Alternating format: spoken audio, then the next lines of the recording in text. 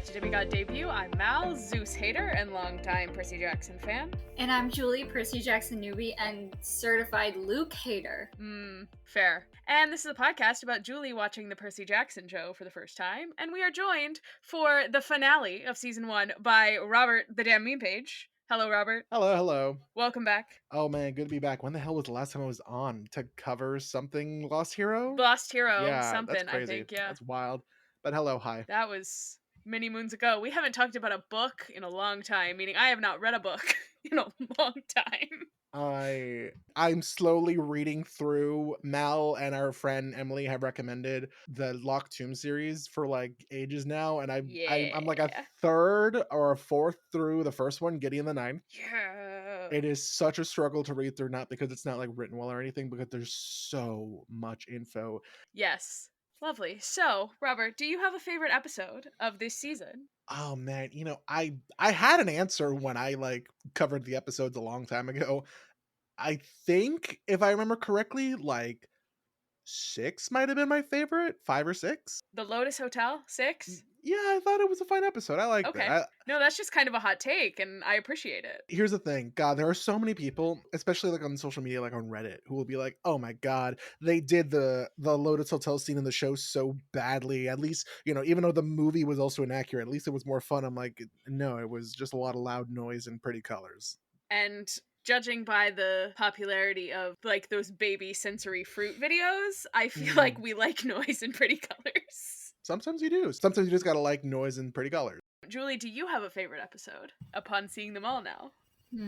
I like this one, I think. This is quite the episode. I really liked...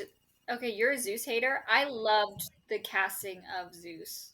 And I'm very upset that the actor is no longer with us, because I think I love the actor. I know. No, he was so good. And I'm kind of heartbroken. I know. Devastating. But I liked this one. No, I'm a Zeus hater in that I hate everything that he does, not that the actor isn't giving an incredible performance, because... So fair. Yeah. No, this is... Every time I watch this one, I'm like, God, what an episode. No one asked, but my favorite is 5, because the Tunnel of Love is everything to me. What is love? Baby, don't hurt me. Yeah, of course. Okay, so, an episode. And it starts with the show's version of the Good Kid reprise. Like, the musical has Luke sing a little... Like, twisted version. Twisted, yes, that's the word I was looking for. Like a twisted version of the song that Percy sang earlier. This has Luke give us a little twisted version of Percy's I didn't want to be a half-blood monologue, and it is so important to me. I really like this scene a lot, because when the season was first premiering, a lot of people were complaining like, oh, they didn't include any interactions really between Luke and Percy, like the sword training scene from the book, and surprise, surprise, they just kept it until the last episode. They saved it until it could create the greatest emotional impact. Until it was relevant to the plot. Yes. And I love it. And I also love that Percy's immediately like, when am I ever going to use any of this? Because it's so classic, like, kid at school. But it's also such a dumb question, because, like, when are you going to use this? Every day. Anyway, so Luke kind of teaches him the rules of sword fighting, and then we get to immediately see him use that with Ares, which is incredible, show-stopping, no notes. Julie, your boy Ares is back. Yeah, and he got his ass absolutely demolished. Like, by a 12-year-old. And you know what? I enjoyed it. He deserved it. He's a jerk, but he's kind of hot. Did that make him less hot to you? No, I kind of like a pathetic man, I have to be honest. Y'all ever see that meme that's like, hey, I'm about to get in a fight, I'm gonna upload it in a second, and then it cuts to, dude, I got my shit rocked, I'm not uploading that, no. Yeah, that's Ares. Because he's talking a big game. He's like, like, there's going to be no funeral for you. Like, you're going to be dead. Yeah, that's absolutely Ares. I need to point out so like during their fight, Percy, realizes his powers as the son of Poseidon, and he unleashes a gigantic tidal wave on Ares. I always get reminded of that Willem Dafoe, like, looking up meme when that tidal wave is crashing down on Ares. He looks up the exact same way. It's so funny. That's incredible. No, he absolutely does. We also get several other things before they even start fighting, when he lies and tells us that gods don't dream, which is proven wrong later. And he also starts the fight by telling Percy to say hi to his mommy for him, which, like, no, you've landed on the one thing Percy is sensitive about, and, like, you've activated his rage mode. He's gonna kick your ass. Like, don't mess with his mom. Exactly. Though it does seem very scary for a moment because his sword is so big. It is so much bigger than Percy. It's like roughly the size of Walker Yeah. Scobell. I was gonna make an innuendo, but then you immediately started talking about Percy. I was like, oh, I can't do that. Can't make it weird, there's a child. Like, it's wrong. Yeah. Also, okay, are they operating on different terms for this fight here? Because, like, Percy is trying to draw blood. Ares just seems like he's trying to straight up kill him. Yeah. I mean, it's a two birds with one stone kind of scenario. Yeah, I'll draw blood as I drive my sword like through your chest and kill you. Fair. And I mean, you know, he needs no witnesses to his plan. But also, you're not really thinking things through because there is a goat and a preteen girl who are also witnesses to your plan right now. Can you kill all of them? Is the question. It also feels like he's wasting so much time with all the, like, throwing Percy around into puddles and, like, now you've just made him wet and more powerful. Mm-hmm. As soon as I hit a puddle, I was like, big mistake. Big mistake. Huge. Huge. And then after Percy wins, Ares hits him with the "you've just made an enemy for life." But in the book, he specifically curses him to say that he's going to someday go to raise his sword and he'll feel the curse of Ares. And that ends up being in the Titan's curse. And it ends up making it so that he can't fight Atlas, so then he ends up taking the sky from Artemis. Do we think there is still a curse in play, or do we think come Titan's curse, Percy's just going to take the sky on his own? I think narratively, because the way that they did the change with the quest, the quest in this show, where it's like, oh, it's not him trying to race against the clock, it's him completing the quest, even though he's out of time, just because it's the right thing to do. I think when they get to that part in Titan's Curse, it's gonna be less that like Percy has no other option because he can't participate in the fight. I think it'll be like, oh, I'm Percy Jackson, I'm the main character, I have to do the right thing and take the sky from Artemis so she can join the fight. That makes sense. I was also thinking, also because of the way that he is so self-sacrificing, and thinking about episode 5 when he was like, no, I'll sit in this throne because you're better at this than me. Like, I can see him having that same mindset, being like, okay, I'll take the sky because you're better at the fighting thing than me because you're a goddess. I feel like it makes sense to do away with the Ares curse because 2 seasons later, like, you're not gonna remember that. Also, the enemy for life thing just feels like such a lame threat when, like, this child has already proven that he can beat you. It's also just kind of funny that it's like, now that I've said words, you can no longer use your sword effectively. I think this is like an unspoken thing in the books where he doesn't have a successful sword fight until he gets the Curse of Achilles. He can hack and slash, he can fight against monstrous creatures like the Nemean lion or the Hydra. He can't really, like, he loses his rematch with Luke in Sea of Monsters. He can't go toe to toe with Atlas. But he beats Ethan in the labyrinth, doesn't he? The thing is that he wasn't actually trying to like be in a fight. He wasn't trying to do like a sword fight. He wasn't trying to actually like actively spar against Ethan. He was trying to get out of this fight and get everyone free. No, that is an interesting point, though, because you're right. This is, like, the one really impressive sword thing he does until he gets the Curse of Achilles. Oh my gosh. On to Last Olympian, yeah. Oh my gosh. I think about these books a lot. I remember having that thought, and I'm like, because Battle of the Labyrinth, I think, is the last possible contender for like sword fights he has, because he fights against Ethan. He fights against. I think Ethan is the only person he like genuinely has a fight, like a sword fight. How impressive is his sword fighting in the Battle of the Labyrinth, like the titular battle? Let's see. He and Annabeth take down Campy or whatever her name is. It's Kelly, I think. They take down Kelly, but Annabeth like, takes down Kelly, but the jailkeeper lady, Campy. Oh, they don't beat her. They run out of the jail. Oh no, it's the rocks. Yeah. She gets crushed by a rock. Never mind, it's not. Oh my gosh. Percy doesn't. I think the only thing he kills is like monsters in that. I think he kills what there's a monster he fights in the labyrinth, in that little like that arena thing. I forget what it's called. Whoa. So maybe that Ares curse stuck around, and then it was only counteracted by the Curse of Achilles. Curse. Wow. I don't think there's ever been a confirmation about this. I don't think Rick's ever gone out of his way to be like, yeah, that's something I wrote in. But it's a happy coincidence. No, but that's really interesting. See, sometimes someone has a really good take, and I'm like, oh, maybe I just think about these books a normal amount because that's crazy. No, I just think about the fight scenes a normal amount because, like, this one was really short, just how I like them. Like, Percy was losing for like 2 seconds, then he got in, got out, big wave, done. And I was like, perfect. Mhm. Didn't have to experience too much fight scene there. Yeah. So we have the helm now, thank goodness. The helm bit feels a little anticlimactic. It felt a little anticlimactic in the book as well. It's just kind of like this, oh, hey, wait, there's this extra element that we just kind of solve immediately. But, Mhm. then Percy, like, hears his mom's voice and goes into the Montauk cabin for the first of many times that he's going to go into this Montauk cabin in this episode. And surprise, it's not his mom. It's Alecto. She's back again after being killed twice already in this season. I can't make the joke I was gonna make because Mal, you have not watched SpongeBob. Make it anyway. Julie has. Give it to me. So what I was gonna, because this is like the third time she shows up, and I wanted it to sort of like be Percy be like, how many times do I have to teach you this lesson, old man? Okay, I've seen that. That's a meme. Okay. I've seen that. Yeah, okay, it's a meme, yeah, but look, the third time Alecto shows up, I'm like, Percy's just gonna kill her again. But instead, no, it's, hey, here's the Helm of Darkness, and Alecto has this like moment of like, oh, maybe you'll be a hero yet, Percy Jackson, and then like she books it. Yeah. I kind of love her. Yeah. Like, she's iconic. She is. She stands on business.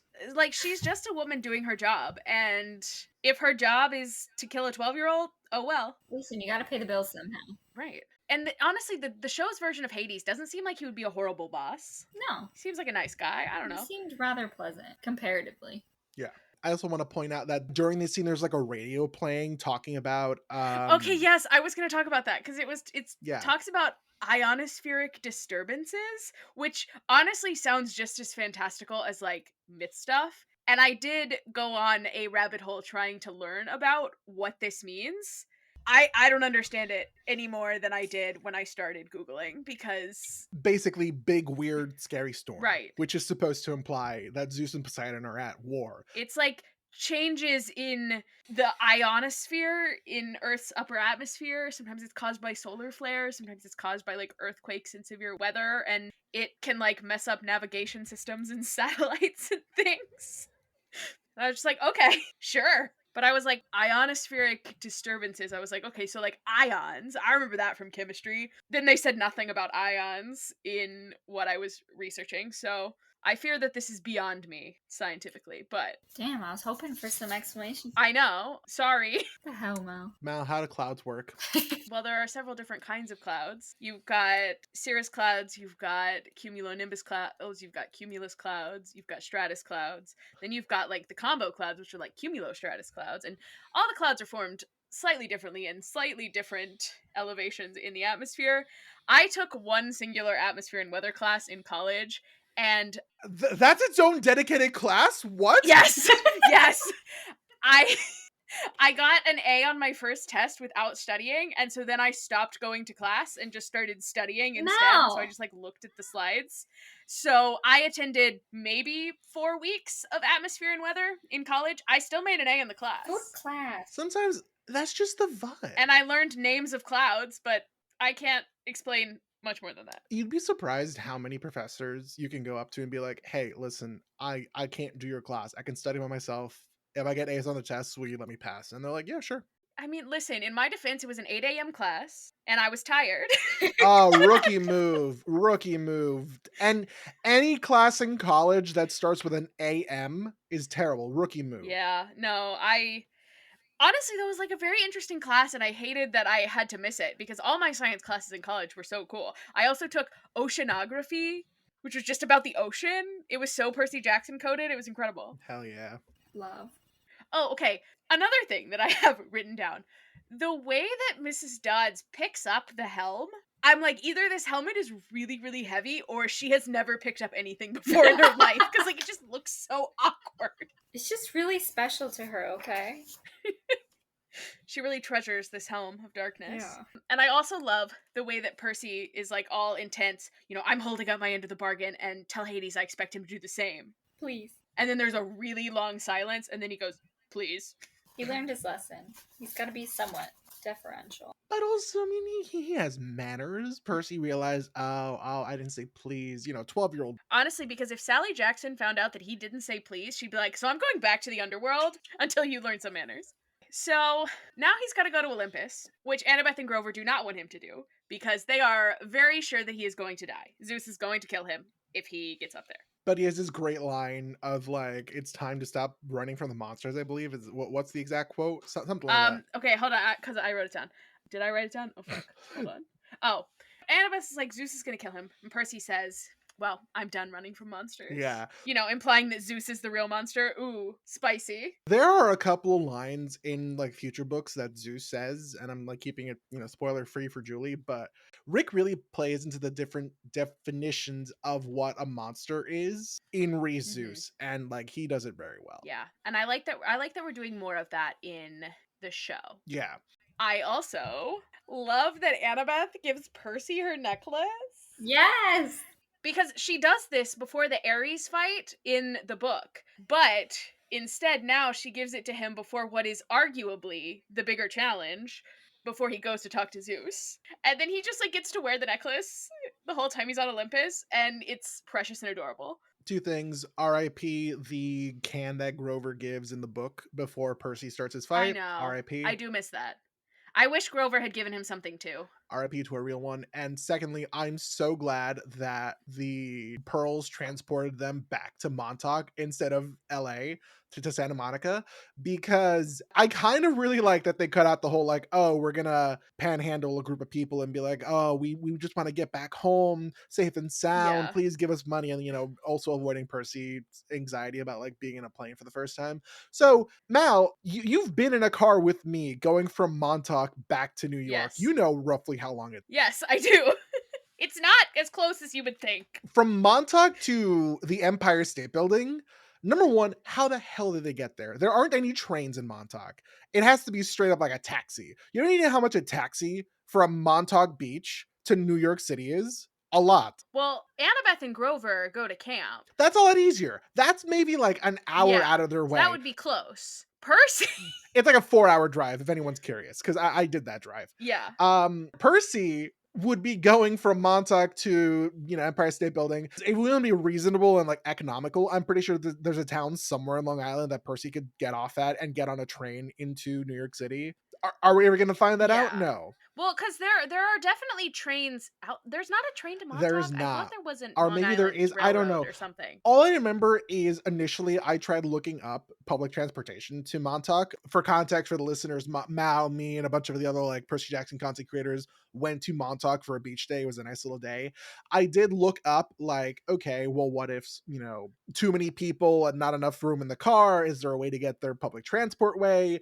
There really isn't. Like there technically is, but then eventually to a point you do need to take like a taxi or have someone drive you from the furthest possible train station to Montauk Beach. There are so many questions people would have for like, Dan or Rick or Daphne or whoever works on the show and be like, hey, can I ask you this important? My question would be like, how does Percy get from Montauk back to New York City? Please and thank you. Yes. We need you to answer the plot holes for us. Thank you. There's an answer. I just want you to tell me how much money do you think Percy, Annabeth, and Grover have? Because as far as I understand, they have maybe some money, because I think there was some money in the backpack Ares gave them. That would be the last bit of money they have. Maybe? I mean, maybe they have... Also, like, is Percy still wanted by the police? Because that was also the whole thing behind them. Because, like, the Ares fight, the news ends up seeing it, and they're like, oh, actually, it was this guy's fault. Like, the kids were innocent, and that's how their name gets cleared. And they're like, yeah, he didn't actually destroy the arch. It was this guy who had kidnapped these kids. But we don't have any of that. So, like, is Percy still wanted for destroying the arch? He's a fugitive still. And like, is he allowed to get on another train? They do not check IDs on train. Okay, that's true. And I'm sure that the news has not followed them from St. Louis to New York. Unless they're now banned from, like, all Amtrak trains. Like, they sent out an urgent memo to all the Amtrak trains, like, watch out for these kids. I don't know. Also, one more thing on the necklace, because we moved on a little too fast. The way that Percy is gazing at her as she's putting the necklace on him, like, Does he know they're not going to get together for another 3 years? Because I think someone should tell him. I have such conflicting emotions about like, oh, shipping Percy and Annabeth, the characters, but like they're actually being portrayed. Here's the thing, like being a kid when the books came out and being like, oh yeah, sure, I can see it building up, whatever. Fantastic. Being an adult and being like, oh, these two children are just looking at each other. Could it be romantic? Sure, but they're just friends. They're just kids. And it's like, ah. Yeah, I'm like, see, shipping fictional children is fine with me. Shipping real children, feels weird. Like, I'm not gonna be like, oh my gosh, Walker and Leah would be so cute together. Because, like, Ew. number one, they're kids. Number two, I don't know them. But Percy and Annabeth, I do know them. And despite the fact that they're 12, this is a very intense gaze. One of the season 2 interviews, press junkets, whatever it was, I believe Leia and Walker, one or both, address the like, no, we're just friends, and it's really weird that people are trying to make more out of what we have. Well, people are always gonna do that. Yeah. And it's weird, so stop. I say this coming from the Dan and Phil fandom, who about a month ago, prior to what we're recording, publicly announced their relationship. Well, the Dan and Phil fandom was right. So Yeah, they were right, but like the entire purpose of that video is like, we're telling you this information not because like it was so obvious, but it's like we're trusting you and wanting to move on from the toxicity the fandom has put us through for the past 16 years. wild. Happy for them. These bitches gay. Good for them. Okay, that was also more just a joke. Like, I think that it's less him like looking at Annabeth romantically and more like recognizing the enormous thing that she's doing in that moment. Like, this is a very like she's really showing him how much she cares here. And like it's a very intense and emotional moment, regardless of whether or not it is like romantic. I just, we're speed running their very intense friendship to lovers, And I'm here for it. Okay, so somehow we have gotten from Montauk to the Empire State Building. Don't know how. 4-hour drive, taxi, maybe Percy hitchhiked, who knows? Bus, club, another club, another club, no sleep. I was gonna say like maybe they'd stop by Camp Half-Blood and then like Argus, whoever drove him in, but like no, the scene after this implies Percy hadn't been to camp yet. Yeah. So really, this is just there's so many things. We just need a concrete answer. I need John Steinberg and Dan Schatz to look me in the face and tell me how much they think it would cost to go from Montauk Beach to New York City. How did Percy get from Montauk to the Empire State Building, please? Yeah, to the Empire State Building to do the absolute power move of, I'm here to see Zeus, places lightning on the counter. I don't have an appointment. Incredible. I grew very quickly into, oh, they're changing some beats in the story, but like whatever, they're keeping the generalized plot the same. They're not going to include a lot of the little tidbits that I like from the book. Fine, whatever, I can make peace with that. One of the ones I couldn't make peace with is that the security guard isn't reading. I guess in the book it was Twilight, but like here, I thought it was Harry Potter. or Harry Potter, whatever it was. I don't need Harry Potter. Obviously, honestly, this could have been used as a way to promote like Daughter of the Deep or something. Another Rick book that isn't Percy. He also could have just straight up been reading The Lightning Thief. That would have been hilarious. That would have been funny, but or we could have done Big Red Tequila if we want to go like real old school, like Rick's first book. Really vintage Rick Riordan books. Yeah, like I feel like that's a funny and useful way to promote one of Rick's other books that isn't Percy Jackson. This man's reading The Last Olympian. He knows the end of this story.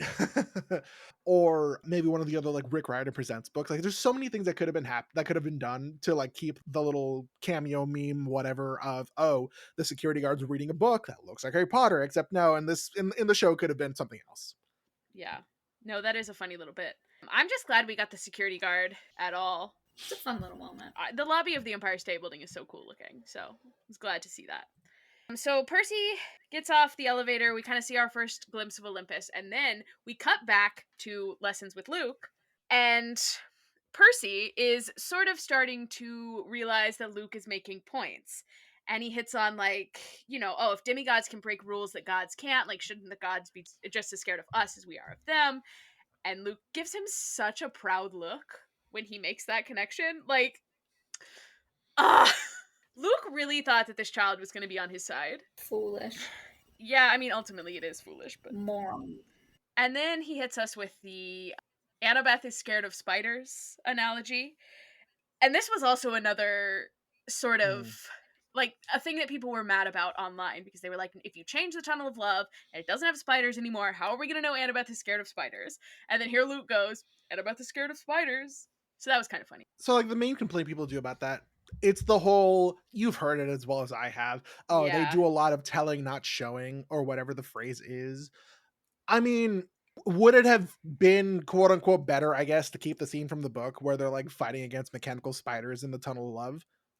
Okay. Sure. Question mark. I don't know. I honestly couldn't tell you. There's so many adaptations of Percy Jackson and the Lightning Thief Yeah. now that we've never seen the like Tunnel of Love spider scene, so I can't tell you for sure. Like, could it be done effectively and nicely? And like, I'd love it. I don't know. Because personally, I think that would be horrifying to look at. And I'm like, I don't mind bugs and creepy crawlies and critters, but like, I just think that many spiders would I would be not enjoy it. horrible. So basically, the point of the spider situation is that you don't want to be scary and small. No. Because things that are scary and small get squished. But if you get a whole lot of spiders together, they get less small and they get even scarier, which is like Luke's whole point. You get a whole lot of spiders together, you get spiders, man. That's not a joke. That's actually a version of Spider-Man where It's just a bunch of spiders. it's a bunch of spiders. I forget the Spiders, exact man. context. Like Peter Parker dies and a bunch of spiders like absorb his consciousness and they become like a bunch of spiders amalgamated into the shape of a man, and then they put on the Spider-Man suit. Incredible. No notes. He's a nice guy. Okay, so back to Olympus. Olympus is massive and gorgeous, and it's also kind of dreary. Like, Mm. it is more similar to the underworld than I was expecting it to be. Like, they're very similar. Which I do like. I don't remember if it's in the original series or not, but there is. Yeah, no, it is in the original series. It is like literally in Lightning Thief because there's a line that Percy's like, oh, I see why Hades' palace looks like it does. It's because he's bitter and jealous of Olympus. So he has like his Olympus away from Olympus. Yes, I literally have that section. I'll read it. So, this is Percy going to Olympus for the first time in The Lightning Thief. He says, I climbed the main road toward the big palace at the peak. It was a reverse copy of the palace in the underworld. There, everything had been black and bronze. Here, everything was glittered white and silver. I realized Hades must have built his palace to resemble this one. He wasn't welcomed in Olympus except on the winter solstice, so he'd built his own Olympus underground. Despite my bad experience with him, I felt a little sorry for the guy. So, they really leaned into the similarities. Like, when you see Percy walking up into the throne room of Olympus, it feels very similar to kind of the main room of Hades' palace that we were just in last episode. But there is a very big difference in energy because you had in the underworld Hades walking to Percy. Here you had Zeus like waiting menacingly in this big throne for Percy to come to him. And Hades had no big old throne, but Zeus does. Yeah. It's really jarring to see Lance Reddick just sort of sitting there. And my biggest complaint with the show is that I don't like how they did Hades. Like, Hades was described as the first, like, truly godly looking person that, like, Percy would be like, oh, that's a god. I think that is also a major complaint that Julie has with the show. Would you agree, Julie? I do not like the portrayal of Hades in the show. He's too wimpy. She wants Hades Town Hades. Spooky mob boss. I want Yeah. hot. Come on. What was I saying? So while I'm peeved that they didn't do that really for Hades, I'm trying to think of an SAT word. I am enthralled that they did that for Zeus. Literally without any fancy CGI, without any like fancy effects or whatever. He's just sitting there and he just looks like he Yeah. commands everything. And I think that comes across because I think the first time that any of the gods have really felt godly have been in this Olympus throne room, because I think Zeus feels very godly and then Poseidon later feels more godly to me than he did when we saw him previously. And I do think ultimately if you are kind of making the argument that like Zeus is also bad and wrong in the way that he is doing things, it makes sense for him to be the most powerful and the most intimidating and also like the least able to be reasoned with. Right. You know? Because you have Percy. Percy comes in here and he is making very excellent points. He is trying to get Zeus to see that, you know, the issue here is Kronos. Like, this is bigger than just the lightning bolt. He needs to stop this war. And Zeus just cannot get beyond his own pride and his own authority. Like, he cannot admit that he is wrong because that is a crack in his show of power, you know? And so it's like, even if he was willing to show that he was wrong, he couldn't because he would look weak. Like, I'm thinking of Hephaestus and how he came in and was very much like, no, I'm not going to give you your friend back, but then was able to be persuaded. And Hermes was very much like, I'm not going to help you, and then ended up like letting them take his car. And then the fact that Zeus, even when presented with like a very logical argument, does not do that is fascinating. And it's like such a good character move for Zeus, I think. And I think, it kind of comes down to what Percy says, like, your family doesn't support you because they love you. They obey because they're afraid. But Ares turned on you the second there was someone more powerful. And what do you think they're going to do when your dad shows up and is trying to put you in your place? Like, And that's when Zeus is like, you hit the dad button. I'm going to smite you. And then we get, surprise, surprise, Toby Stephens Poseidon coming in, blocking the blow and being like, I surrender. mm-hmm, mm-hmm. This is the first time, but not the last time, that Percy hits the dad button. More on that later. Toby Stephens Poseidon. What a in man. this moment. A man has never been hotter to me as a gay. Like, I can't even explain it, but I'm just like, wow, what a man. And because at least one of them has some goddamn sense, he surrenders this war that doesn't actually matter. And Zeus is just such a hypocrite. He's such a hypocrite. Like, the way that he's like, your son should have never been born. As if he didn't have Thalia first. Nonsense. And so they have a quick little conversation in ancient Greek, and then Zeus is like, okay, we'll call the whole council, we'll talk about my swift and crushing victory, and then we'll discuss the family business. And this is really giving siblings. It's like when I would beat the hell out of my brother, and then, our parents would do something annoying, and then all of a sudden we're like on the same side again. It's peak sibling, and I love it. It's hilarious. Like, you were just going to war with him, and now you're on the same side? Okay. Sure. Zeus also tells Poseidon to make sure that he never sees Percy again. I got some bad news for you. Like, you will be seeing that annoying little boy a lot more. Have you guys seen this? Like, have both of you seen the season 2 trailer? Yes. Yeah. So we clearly see a scene where, Poseidon and Percy have a moment to chat. And I think it's going to be like the show's play on the brace yourself note from the book. Yeah. But hey, sorry, Zeus, I got to see my kid. At least one of them is seeing their kid, because Well, at this point, one of them has a kid to see. that is fair. That is fair. But also, even when he does have a kid to see, he doesn't see her. Anyway, he also doesn't see, I guess Jupiter's slightly different. He doesn't see Jason either. Jason's never met his father. Okay, so I do appreciate that we kept the line from the book, the sea does not like to be restrained. Incredible. Love that line. And then we get on the topic of Sally Jackson, because of course She we was do. a queen amongst women. The queen. She has been teaching him ancient Greek, and the way that Poseidon just like melts when Percy implies that like that's where he learned Greek from, like I can't even say like I could write essays on Sally and Poseidon in this TV show, because I don't have the words to explain what is going on between these two, but like I dig it. I'm here for it. It's crazy. So then Percy, in his limited time with his father, he chooses to ask if gods dream, and Poseidon says yes they do, and Ares is a moron. I think the use of the word moron is kind of hilarious, because I don't know, just that coming out of a god's mouth is funny to me. I don't think it was meant to be funny, but it is. And then Percy's like, so do you dream about my mom? I think my favorite meme I made about particularly this episode is where it's Percy being like, so do you dream about my mom? And then it's just like a quick stare off of like Percy and Poseidon looking at each other before Poseidon just drops the pearl, and I play like a little flashbang sound effect. Yeah, he's like, too personal. It's time for you to Yeah. go, son. Just say you love Sally Jackson. Like, God, there's nothing preventing you from doing that. Like, you could have done what you do in the book, and you could have said, your mother is a queen among women. Like, you could have said that. Instead, you kind of say that with your actions by being like, so actually, I'm not answering that. Later. Pretty funny, though. It is very funny. Percy then zaps back to camp, and as he walks into camp, everyone is clapping for him. This would be my nightmare. You're being observed, and we're congratulating you. Woo! I'm like, here I'm returning from my quest. I'm stinky, I'm dirty, I have just had several near-death experiences, and everyone at camp is lined up clapping for me. Like, I'm uncomfortable.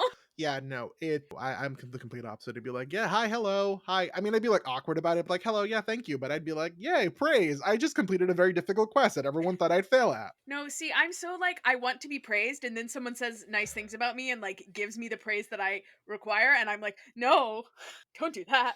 Hey, Mal, you're a good friend. No, don't say nice things about me. I'll burst into flames. Mal, you're pretty. Mal, you're very smart. I'm getting off this podcast. You're a podcast now. Mal, you're very funny. Stop. You're a good person to talk to, and I really appreciate our friendship. And I feel like I could tell you just about anything. I'm straight up gonna burst into tears right now. Thank you. Right back at you. Yeah. Mal's fighting tears, y'all. It is so good. Listen. I was gonna be like, oh, I'll just cancel it out by saying mean things, but the mean things that I say are just like joking. So I'm like, oh, you're stinky. Oh, you're smelly. That's like the meanest thing in my brain that comes to mind. No, I smell good. Okay. So at the end of all the clapping, Annabeth comes and gives him the biggest hug. This is their second hug of the season, and I love it. This is also a tactical hug, because it is to warn him that Clarice is still at camp, and that she's pretty pissed off, and that, Luke didn't say anything about Clarice because they couldn't accuse her without proof. Sure, fine, whatever.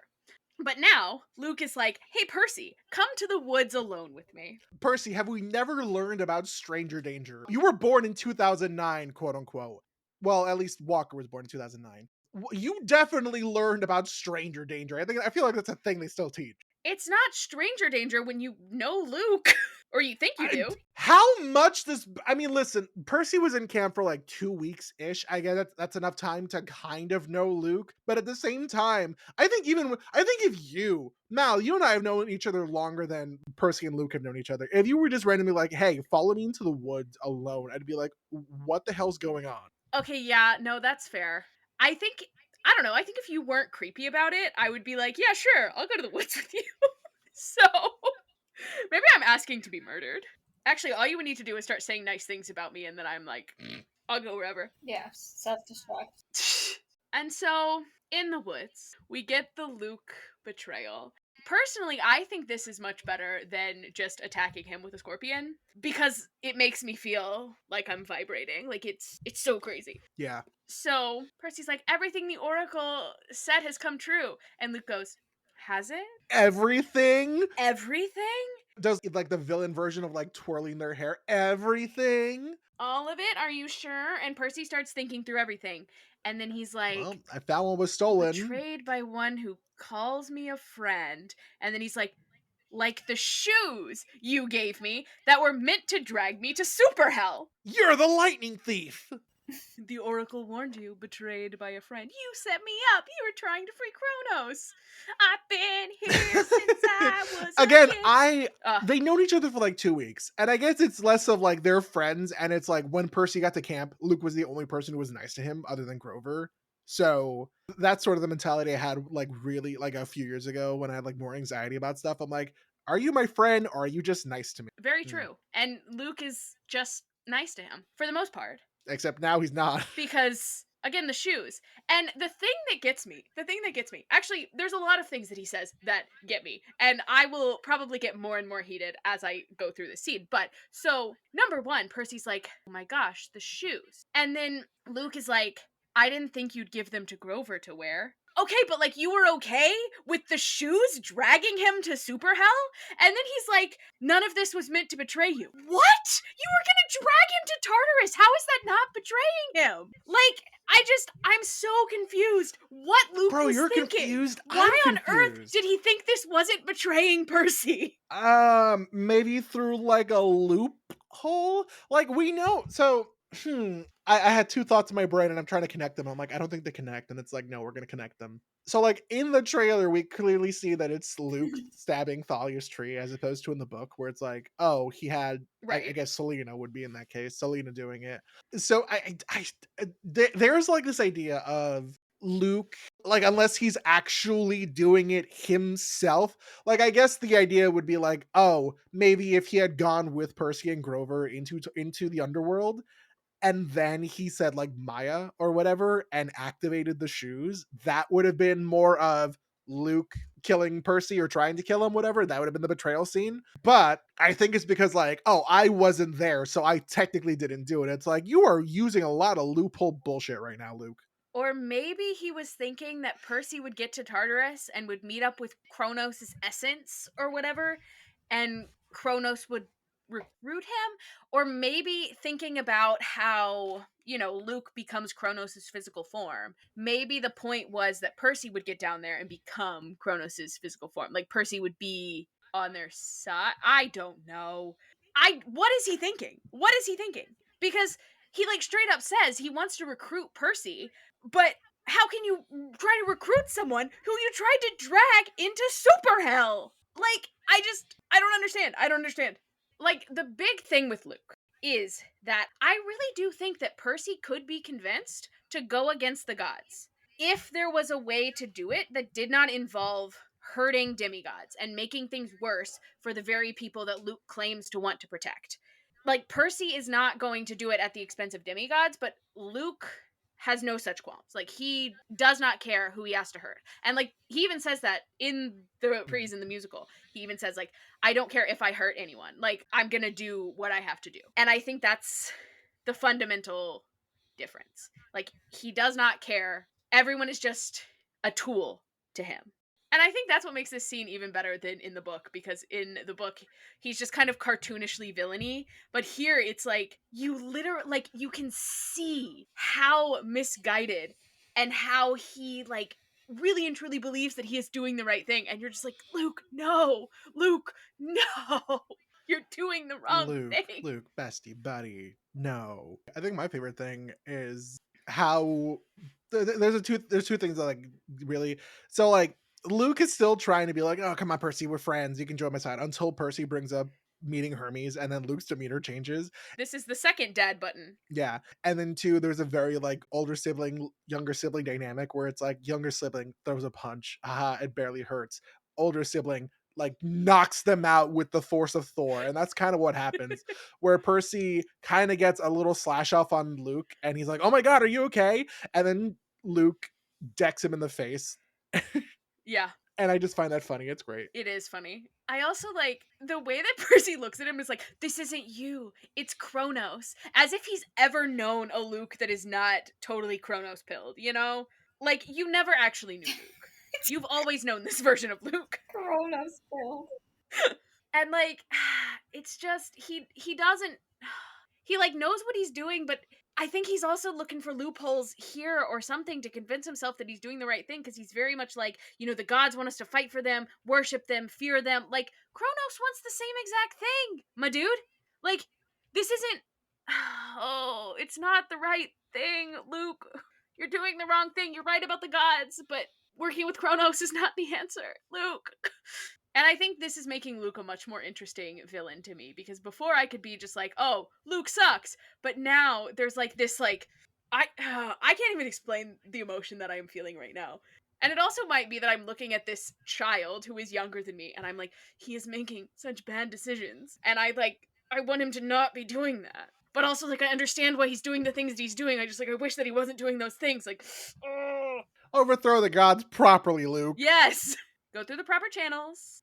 Fill out the proper forms, register your business with the government so you can get your, I don't know enough about being a self-business person to make the jokes. Yeah. Well, and then I'm like, I mean, obviously Kronos is not the answer, but also you can't have a revolution and also still uphold the same systems of power that have caused the problem. So, like, there does need to be an overthrow, but you also cannot overthrow the system with another arguably worse system. Like, it's not it, Luke. Like, he quite literally says, we're going to help Kronos bring the golden age back. And I'm sorry, it's giving make Olympus great again. Because, like, who was the golden age golden for? Because it wasn't demigods, I can tell you that. But also, like, everyone is saying things that are just, like, objectively not true, because Percy's also like, our parents aren't perfect, but they're trying their best. Are they? I mean, Poseidon kind of is. Like, that's also one of the complaints about the show. A lot of people are like, oh, the parents care more in the series, or, like, the godly parents care more. And I'm like, they? Technically Poseidon? Poseidon has always cared. Yeah, Poseidon's always cared, and I guess they make it a little more obvious in the show than they do in the book, but Well, still, it's because the one I'm thinking weird. I'm thinking of Athena. Is Athena doing her best? You are Athena. Letting the Chimera into the arch to get Annabeth and friends? It's tough love kind of mentality. That's not good parenting. Oh, I didn't say it was good parenting. Yeah. Also, the other big change is that once Luke gets Percy sort of down on the ground, Annabeth's dagger comes flying, and she is here invisible. How long do we think that Annabeth has been here? I think I want to say, because I think one of her lines implies she's been there roughly the whole time. Yeah, because she says she heard everything. And again, that's another thing people complain about, like, oh, if Annabeth was there, why didn't she stop Luke earlier? And it's like, because she's trying to gather intel. Because up to a certain point, Luke was just talking. Right. And wasn't particularly a threat. The second he became a threat is when she's like, okay, knife, Yeah. uncap. Time to get in there. Hi, I'm here. I heard everything. Get out of here, Luke. And Luke does get out of here with, again, people complained about this when the show came out. They're like, since when does Backbiter create portals in slash portals in the middle of the air, in thin air? It does that in the book. It does it once and then never again. I kind of hope they do that again, where it's just like, oh, it happens once and then never again. Yeah. I'm dying to know at what point Annabeth put the pieces together and realized that Luke was the one that she needed to watch out for, because like she wasn't there for the shoes. So did they have time to fill her in on that? Like, did she know before Percy even got back to camp that Luke was the problem? Did she realize after she like followed Clarice a little bit that no, Luke is the one I should be like? At what point did she decide she needed to follow them into the woods? Because that's I'm dying to know. I think it's when she realized that Percy wasn't around, and then she was like, okay, maybe like follow Percy. Like there's some threads to navigate that aren't told to us specifically, but hey, that's the beauty of media literacy, I believe is what media literacy. It's like, hey, you gotta kind of sometimes connect the clues yourself based on what they don't say sometimes. Yeah. I want to know why he doesn't try to recruit Annabeth. Like, her showing up. He could have done this in the book maybe a little bit, and like he effectively does try, and I guess in the second season they could try and do the thing that they do in the book where it's like, Annabeth, I know I betrayed you, but we're still family. You got to join me, and like Annabeth has to deal with that. The reason that Annabeth he doesn't try and be like, hey Annabeth, join me now, is because she just threw a fucking knife at him. But also, Percy has been fighting him with a sword, and he's still been like, Percy, I want you on my side. Like, my thought is that he's trying to keep her out of it. He's trying to protect her. Because, you know, the one person that he doesn't want to use as a tool is Annabeth. Because she is the one person, now that Thalia is gone, that he actually cares about. And so he's not willing to risk her the way that he's willing to use Percy. That's kind of my thinking on it, but true. I don't know. Julie, do you have any confrontation, Luke betrayal thoughts? I know you're a Luke hater, so I just don't know why he would have thought Percy would join him. I mean, delusion. He's Delulu. Yeah. It's like, you know, if you vent to a coworker a couple of times about your boss, and then all of a sudden your coworker's like, so we should kill our boss. And you're like, whoa. I wasn't gonna go that far. You should stick around and kill him. What? Nothing. So, post-betrayal, we have Percy leaving camp to go and find his mom. Chiron's a little bit worried that Luke was making too much sense to Percy, but Percy says, no, I'm very stubborn. He will not be getting me. Chiron also says that he's very proud of Percy, and Percy looks very pleased. Like, is this the first time that a male authority figure in his life has ever said he's proud of him? Maybe. I feel like probably. Also, just for comedic relief, Mr. D still does not know his name. Incredible. Your name is Percy Jackson? Yeah. I'm pretty sure it's Percy Jackson. And people use that clip a lot for like Percy edits where they're like, no, it's Percy Jackson. Yeah, no, that's my name. It's sort of the same thing when people use the audio that's like, my name is Mamdani. Mamdani. Yeah. Oh, I love that. I love that so much. That's my mayor, baby. So good. Then we have our little trio saying bye for the school year. And I am fascinated by Annabeth's assessment that Thalia would be pleased with her going home for the summer. Because would she? Like, would Thalia be in support of her going home to her dad? Why? I guess we'll get more context in season 2, because season 2 is supposed to have flashback scenes with Thalia. So I imagine there might be a scene of like young Annabeth and Thalia being like, my parents don't love me or whatever, and Thalia sort of being like, yeah, no, I feel that. Yeah, I don't know. It's just like, I don't know if I would think that Thalia would do that. But then also, I sort of have, and this is wild to say, I sort of have more understanding of Thalia, I feel like, than Annabeth does at this point, because she knew her for what, a couple weeks when she was 7? And then Thalia died? Like, meanwhile, I've known Thalia for like 15 years at this point. And I've read many books with Thalia in them. The other thing that really gets me about this scene is the Disney World product placement. It's kind of giving the way that they would pay like football players after they won the Super Bowl to be like, you won the Super Bowl, what are you doing? I'm going to Disney World. Like, Annabeth, you just finished your quest. Where are you going? Disney World. Like, I'm going to Disney World. Yeah, it's just like, that was the moment that I was like, ah yes, Disney Plus show. Okay, great. And Grover's getting to go off and find Pan, and he gives us a little teaser for season 2, because he's like, no one's ever bothered to check the seas, which I find hard to believe. Like, you're telling me no satyr has ever gone on a boat? Okay. It's also really funny to me because, like, our friend Camille pointed out some like Easter eggs in the season 2 trailer, and apparently Grover went to Reykjavik, Yes! Iceland. Yeah, that's where the postcard's from. Yeah, and it's just so funny to me. I'm like, I guess, yeah, sure, he was on the sea, but he didn't stay on the sea. He went to Reykjavik. The only thing I know about Reykjavik is there's like fantastic, like a hot dog stand in Reykjavik. Okay, sure. Really? The only reason I know that is because John Green talked about it in one of his books. For sure. And it's like the best hot dog he's ever had. And I'm like, if I ever go to Reykjavik, Iceland, I guess I'll go to this one hot dog place. I hope Grover went to that hot dog place and got himself a little vegetarian hot dog.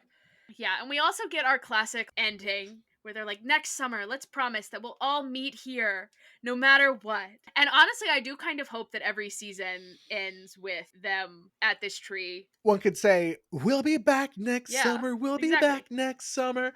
Yeah, no, it is kind of giving like ending of a Disney Channel. Like I for some reason I was like remembering the ending of Hannah Montana and like everyone saying goodbye to each other. It's sort of giving that, but this is not the end of the series. It's the end of the season. So they're like, oh, we're all saying goodbye. We're all friends. We'll meet back next year and we'll go after Luke and Kronos and all that jazz. And it's like, yeah, we get it. You're setting up for season 2. Wonderful. Love well, because I'm thinking about like the amount of times that they end a book leaving camp. I mean, obviously Sea of Monsters ends at the tree because Thalia returns, and that's the very end of the book. And then Titan's Curse ends with them like discussing the whole Nico thing, and I don't know where they are when they're having that conversation. That's not important. And then the last camp scene in Battle of the Labyrinth is Percy watching Annabeth walk away and noting how she doesn't turn back to look. And then the last scene is Percy and Annabeth like running down the hill together, and he says he doesn't look back. And so, I don't know. I'm just like thinking about the importance of like this area in the books. I'm like, I feel like we should also make that important in the show.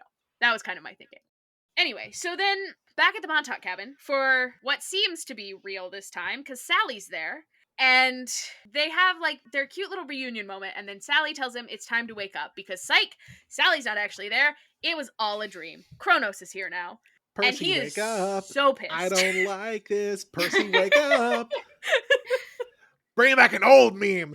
No, and yeah, and Kronos is there, and he's like, I will see you again, demigod. And Percy's like, L plus ratio plus 6'7" plus whatever else the kids say these days, and then he wakes up. Yeah. He's like, yeah, okay. Stop appearing in my dreams. Like, when you're ready, come find me in the real world. And Kronos is like, bet. L plus ratio plus cope plus seethe plus curse of Ra. And, you know, I like to think that the beginning that happened with Sally, like, I want to think that that was their actual reunion because it is sweet. And it's just like Percy remembering that and then it turning into something else. But now the real nightmare begins because he's getting up because he has to go to 7th grade. Oof. Shout out to 7th grade, the worst year of my life, probably. Honestly, though, I have to say, like, my favorite year of middle school was probably 7th grade. So, and comparing his room here to the room from the season 2 trailer, he has redecorated in season 2. A little bit, yeah. Yeah, he's got different stuff on the wall, which is interesting. And so Sally's sort of helping him keep a dream journal, but he also doesn't tell his mom the truth about this dream. So, like, I'm like, what does Sally actually know? How much is he trying to keep from her? I don't know. She knows enough to be like, yeah, don't call him grandpa. That's weird. Yes. Funny, though. It's hilarious, I think. It's so funny. It's hilarious. It's great. I love it's like, that. Kronos, the Lord of Time, told you to like love your mom and appreciate her. That's weird, dude. It's so sweet and wholesome, but also there's like this sense of dread that I have watching it because I'm like, mm, he's got so much on his plate. Then we get a little outro as Sally makes him pancakes. Blue pancakes. And it's about how the gods are real, and if you think you don't fit, you might be one of us, and we might need you for the fight ahead, which I love. I think that's cute. So if you think you are a half-blood, better get headed to the exits now. And then I should have warned you about it ahead of time. Julie, did you watch the post-credit scene? Yes. Okay, good. With Gabe. Oh, thank Gabe, God. yes. Yeah. That was good. I enjoyed that. Again, another complaint that I think is fucking wild from the fandom is that people are like, "Oh my God, Gabe wasn't abusive like he was in the books," and what they want to say is they're like, "Oh, Sally's arc is disruptive and not as good as the book. Sally went from, being in this abusive relationship, being afraid, to like overcoming that fear and killing her abuser." Yeah, that's fantastic. That's great. In the narrative that they built here, just because Gabe isn't beating her and Percy does not mean he's not abusive Right. or a bad person. B, did he deserve to die is another thing that a lot of people talk about. He didn't deserve to get killed by Sally, as opposed to the other two versions of Gabe we've seen, the book and the movie. Did he deserve to die of his own stupidity and Yeah. ignorance? Kind of, sort of. I don't know. I do think that this was a good way to do it because it Mhm. wouldn't have felt as, because it feels almost cathartic in the book to see Sally like kill her abuser, and it would have almost, because there's not the same like power dynamic at play. Like Sally here seems to have more power, which I don't mind, but then it also feels weird to have her just straight up murder him. So I do enjoy him being statued for the crime of mail theft because I think it's kind of funny. And you can also see that like he really sucks and she was divorcing him anyway and things weren't going his way. So honestly, this might be the kinder option. And I do sort of wonder if Sally still sells the statue and they get money from it. I guess we'll find out in season 2. Well, because I was wondering, is that how Percy redecorates his room? Is that where they get the money for that? They get some money. Yeah. Yeah. That's always the one thing that like irked me a little bit about like the last chapters of Lightning Thief, where it's like, oh, she made so much money that she was able to put down a deposit for first month rent in a nice apartment, and she was able to like put down a deposit for a semester at NYU, and she still has money. And it's like, how much did she sell this statue for? A lot. There are a lot of rich people in New York who would pay a lot for art. I was gonna say, what like altruistic rich douchebag looked at this statue of a guy, just a guy, not even a guy of like important, just a guy, and was like, yes, I will pay many money for that. Yeah, that's also the other thing, because in the book, it's like a statue of a poker player. Like he's playing poker. This is a statue of a guy opening a box. Like, is someone gonna buy that? I don't know. It's a metaphor. You take the killing thing and you open the box, and then you don't let it kill you. It's a metaphor. It's a metaphor. And then also in the stone box, is Medusa's head still just like rolling around in there? I guess so. What happens to Medusa's head after like when I need the like after credit scene where it's like Sally and Percy What stumbling happens to Medusa's head? Because in the book, Sally says that she destroys it. Yeah. How? Who knows? Yeah, who knows? Yeah, so that's season 1 of Percy Jackson. Julie, did you enjoy the children's TV show? I did. Very Marvel-esque. Like, it's Disney's influence, I presume, but like the music, like some of the like production and editing, I was like, I feel like I'm watching like a Marvel show, which is not inherently a bad thing, but just interesting. Yeah. Kind of my big takeaway is that like a TV show is a marathon, not a sprint. So many iconic TV shows have a like so-so season 1. Yes, and I don't think that this is a so-so season 1. I don't think that it is perfect, but I think that it is really good and I really like it, and I'm hoping that it only gets better from here, Cuz you're not going to put your best stuff in season 1 cuz then you got nowhere to go. That's the thing. And the budget's getting bigger, it seems, and funnily enough, no, the budget didn't get Really? bigger. It's pretty much the exact same budget. The reason season 2 looks a lot better from what we've seen in the trailers because they haven't used the frick, what's The it called? volume? The big stage. yeah. They haven't used the volume as much. The volume is really expensive to use. Mm. A lot of the scenes from season 2 they filmed like on location. Huh. Okay, well, so never mind. So that's why it seems like it's roughly the same budget, but like they're using the budget a little better. And that isn't to say that any of the volume scenes were bad. It's just that like But sometimes it's a lot cheaper. technology Like is worse. yeah. Yeah. Well, season 2 is so soon, and I am so excited. I cannot wait. We will be back to unpack season 2 in like 2 weeks, which is wild to say. What day our episodes come out is going to depend on what time episodes release, so more on that to come later. We will figure this out as we go, but trust that we will be here yapping. Robert, thank you so much for joining us for this excellent discussion on episode 8. Thank you for having me. Would you like to plug your social medias, your memes, your... So Damn page, Damn spelled DAM, YouTube, TikTok, Instagram, Threads. That's the main bread and butter. YouTube was dead for a bit because I burnt the hell out after making my 20th anniversary video. That's coming back slowly, especially with season 2 on the horizon, coverage of the show. Podcast wise, I have 2 podcasts. One is called The Bits. It is a Steven Universe rewatch podcast that I do with my friend Charlie. And the other podcast that Mal's a part of with our friend Camille Yay. is called The Pit Crew.